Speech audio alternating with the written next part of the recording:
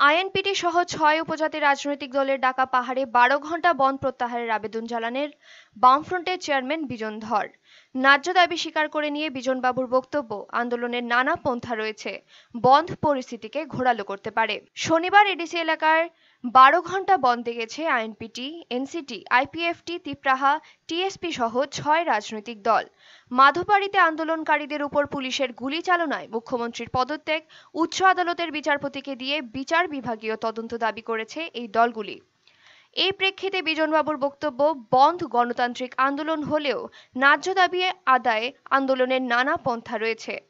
বর্তমান পরিস্থিতিতে এ ধরনের বন্ধ স্বাভাবিক অবস্থা ফিরিয়ে আনতে সাহায্য করবে না, উল্টে পরিস্থিতি ঘোরালো করতে পারে। আইএনপিটির নেতৃত্বে কিছু উপজাতি আঞ্চলিক গোষ্ঠী তারা ১২ ঘন্টা এডিসি এলাকা বন্ধ ডেকেছেন আগামীকালকে ১২ তারিখে ১২ ঘন্টা। বামফ্রন্ট কমিটি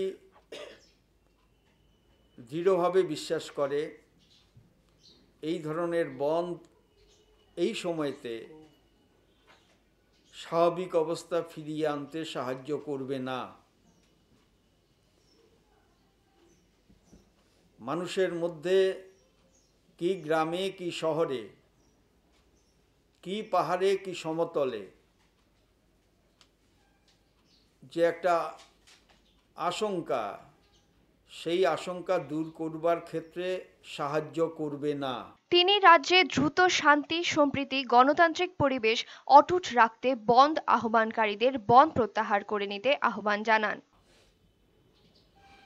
আমরা বন্ধের আহ্বানকারীদের কাছে ত্রিপুরা বামফ্রন্ট কমিটির তরফ থেকে তাদের ন্যায্য দাবি সত্ত্বেও,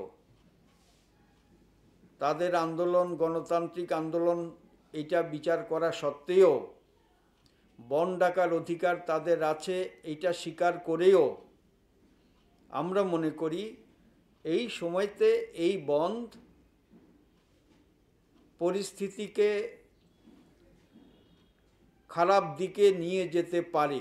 এই কাজে তার জন্য ত্রিপুরা বামফ্রন্ট কমিটির তরফ থেকে আইএনপিটি এবং অন্যান্য যারা এই বন্ধ আহ্বান করেছেন যৌথভাবে, তাদের